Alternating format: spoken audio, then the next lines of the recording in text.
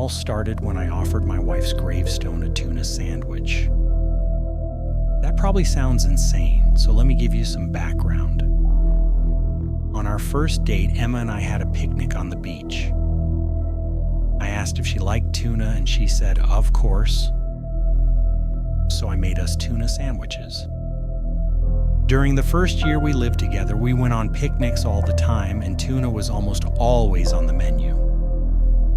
On our first anniversary, we returned to that same beach. When I handed Emma a sandwich, she said, I need to tell you something. I hate tuna. It's the worst flavor in the world.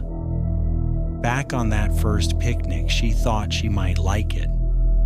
But the moment she took a bite, she wanted to wash her mouth out with soap just to get rid of the taste. Still, after seeing how much love and effort I had put into making the sandwiches, she felt too guilty to tell me she hated them. I just laughed. And at every picnic after that, I would jokingly offer her a bite of my tuna sandwich. Last year, Emma died. It happened on Valentine's Day. She was rushing home from work because I had prepared a romantic dinner, and she was killed in a car accident. For 3 months, I barely got out of bed except to eat and use the bathroom.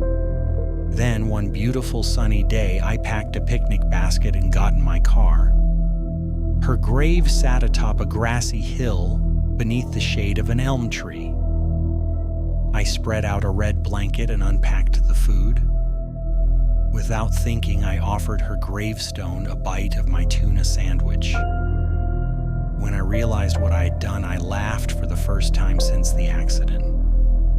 After that, whenever the weather was nice, I came back. These little dates genuinely lifted my spirits, and I found myself visiting more and more often. One day, as I was unfolding my blanket, a gust of wind ripped it from my hands and flung it into the face of a woman standing at the bottom of the hill. She awkwardly struggled to free herself, and I ran over to help. The woman underneath was beautiful. For some reason, she reminded me of a Disney princess. Bright blue eyes, curly black hair, and a radiant smile. Her name was Ruth. She was visiting her late husband, Christian Mary. His name stuck in my head because my first thought was, Merry Christmas. After that, I occasionally ran into Ruth whenever I visited Emma's grave. Sometimes we simply waved at each other. Then one afternoon, as I was getting ready to leave, she approached me. May I walk with you to the gate? She asked. Of course. As we passed Emma's gravestone, she touched it gently and smiled at me. What's with the sandwiches? Sometimes I see you out here and it looks like you're showing off your lunch to a gravestone. When I explained the meaning behind the ritual, she said, How sweet. Christian loved tuna. She looked directly into my eyes and asked, Have you ever thought that grief can be cleansing? Sure. A strong gust of wind blew past us, and Ruth pretended to dodge my blanket. I laughed. Then I asked her out for coffee. That night, the guilt hit me harder than ever. What kind of bastard asks for a woman's phone number while standing beside his wife's grave? Later, over another cup of coffee, I confessed those feelings to Ruth. I feel the same way, she said. I thought I was broken when I lost Christian. She rarely talked about her late husband, and when she did, it was always vague, without details. I assumed some pain was simply too deep to share. The first night we spent together happened almost by accident. We went out to dinner, and the date lasted much longer than either of us expected. The next morning, after saying goodbye and closing the door behind her, I slid down the wall and cried. A casual date was one thing, but now we were having a real relationship. I was afraid to visit Emma's grave again, as if she might rise from the dead and kick my ass. Earlier this year, Ruth began having problems with her landlord, so offered to let her stay with me. Temporarily. And for a few months, I left the past where it belonged. We even went on a few picnics together. Though I never made Ruth tuna sandwiches, everything changed when she asked how we should celebrate Valentine's Day, the first anniversary of Emma's accident. The guilt came rushing back stronger than ever. The soil around Emma's gravestone was still fresh. What kind of husband moves on so quickly into a new relationship? Eventually, I decided that sooner or later I had to move on, and I came up with a plan. Visit Emma the day before Valentine's Day, then spend the holiday with Ruth. I just needed to tell Emma beforehand, instead of on the anniversary of her death. So I went all out and prepared an amazing picnic despite the terrible weather. On the grassy hill, I had barely unscrewed the lid of my coffee thermos before tears filled my eyes. I told her everything about my new relationship, about how I never intended to move on so quickly, and about how deeply, deeply sorry I was. Emma's grave took the news surprisingly well. Seriously though, deep down I knew she would have wanted me to find happiness again. There was just one small thing left to do: visit Christian Mary's grave. He deserved to know that the new man in Ruth's life truly loved her. After passing the tree, I looked over the headstone where Ruth usually stood. A married couple named Presley was buried there. I checked the nearby graves, then searched farther away, making larger and larger circles each time. There's no Mary. I found the cemetery caretaker and asked about Christian Mary's grave. He checked the records and then led me down a path beyond the hill. Ruth's husband was buried much farther away than I had expected. That was strange, but not nearly as strange as what I discovered next. According to the inscription, he had died on October 6th, 2 months after the day my blanket had blown into Ruth's face. That would mean she had been visiting the cemetery before he died. At dinner, I casually asked her, "Hey, I know this is a difficult subject, but where exactly is Christian buried?" She froze with a forkful of casserole halfway to her mouth. "Why are you asking?" "Well, Valentine's Day is the anniversary of Emma's accident, so I was planning to visit her. I thought maybe I should pay my respects to Christian, too." Trying to sound casual, I added, "He's buried nearby, right? Down at the foot of the hill. He's a little farther away." "Then why were you standing on the hill when we met?" "I didn't want to get too close. It made me sick standing over his grave, you know." "I understand." I waited a moment.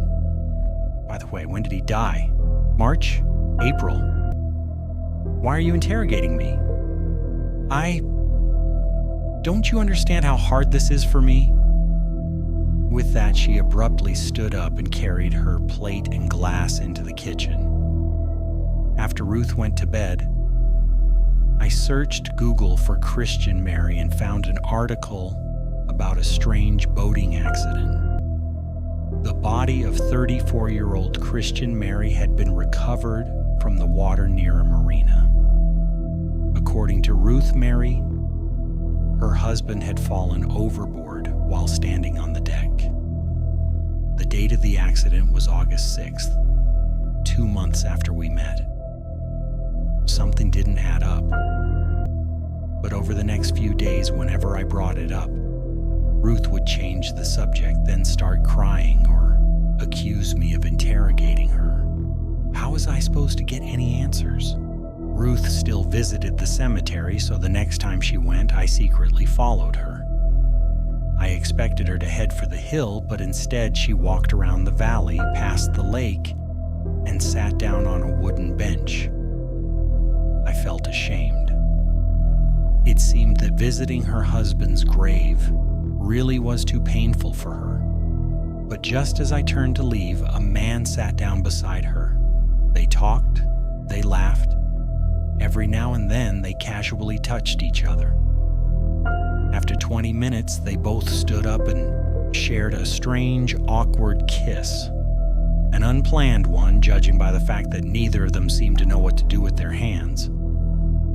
Part of me wanted to start some huge, dramatic confrontation, but my thoughts were too chaotic. Instead, I ran away. What did it mean? Had she lost interest in me? Maybe that was why she never talked about Christian. Maybe this guy was simply a better listener. As strange as it sounds, I felt an enormous sense of relief. It seemed only fair. After all, I had betrayed Emma.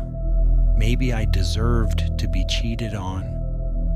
When I got home, Ruth walked through the door and kissed me as if her cemetery date had never happened. Eventually, I decided our relationship would have to wait.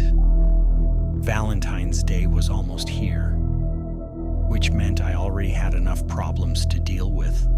Hell, maybe talking to Emma would help me sort things out. On the morning of the anniversary of her death, I made 2 tuna sandwiches and packed them into a basket along with a thermos of coffee and a few frosted pastries. I was halfway out the door when Ruth asked me to come upstairs. She said there was a giant spider in the bathroom. There was no spider. It must have run away, she said when I came back downstairs. Then she smiled and handed me my keys. By the time I reached the cemetery, my heart was already aching before I even spread out the blanket. I confessed everything to Emma. How I had met another woman, how that woman had met another man, and how this entire mess felt like punishment for moving on too soon. After getting it all off my chest, I felt lighter. I wiped away my tears and laid out the picnic. Then, as always, I offered Emma's headstone the first bite of my tuna sandwich. Since she wasn't hungry, I took the bite myself. But it tasted wrong. Not bad. Just wrong. My chest tightened.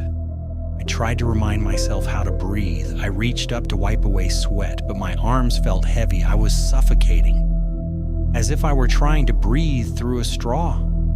I pounded on my chest, gasped desperately for air, and finally spat the bread onto Emma's grave. Part of me was screaming, "You're dying!" But another part, even louder, was screaming, "You just desecrated your wife's grave, you idiot!" I remember rolling onto my back and seeing Ruth standing over me. I tried to ask her for help. When I realized I couldn't speak, I pointed at my throat, and then I noticed the remains of my sandwich in her hand. Without warning, she straddled me and started forcing the sandwich into my mouth. The taste of mayonnaise and pickles made me even sicker. I had to stop her. I bit her fingers until she pulled her hand away. She didn't scream, yelp, or cry out. She just narrowed her eyes at me. The next thing I remember was her pinching my nostrils shut. In her free hand, she held a piece of the sandwich, waiting for me to open my mouth. "You're not the first, you know," she laughed. "But you were the sweetest. And your little tuna story really touched me. Most men aren't capable of loving dead women the way you do." Dead woman. I threw my head back and looked up. Emma's grave was only a few feet from my head. I thrust my hips upward. Ruth was thrown forward and her head struck Emma's headstone with a dull thud. A stream of blood ran over the words "beloved wife," and Ruth groaned as she rolled onto her side. My body wouldn't stop trembling. I felt like I was drowning as I rolled down the hill, then crawled straight through a funeral procession. A group of mourners dressed in black screamed in horror. The priest threatened to have me arrested until he saw how blue my face had turned. The ambulance ride is mostly a blur. My first clear memory is waking up with an IV in my arm. nurses told me that the first thing I asked was whether Emma would ever forgive me. Blood tests revealed that fentanyl had been mixed into my tuna sandwich. Inside the picnic basket, investigators found a letter written in my handwriting. It was addressed to Emma. In it, I confessed that no woman could ever replace her, and that I had decided to end my life so I could be with her again. The man Ruth met on that bench, Gavin, told the police that she had said her previous boyfriend had taken his own life, and that she visited the cemetery to mourn at his grave. He said they had bonded over their shared grief. Ruth, of course, denied everything. She claimed that I had gone crazy. As far as I understand, she was a black widow obsessed with men who had lost their wives. The police are still trying to piece the whole story together. The first thing I did after leaving the hospital was visit Emma's grave. There, beneath her headstone, someone had left a tuna sandwich. I think I'm done with romance for a while.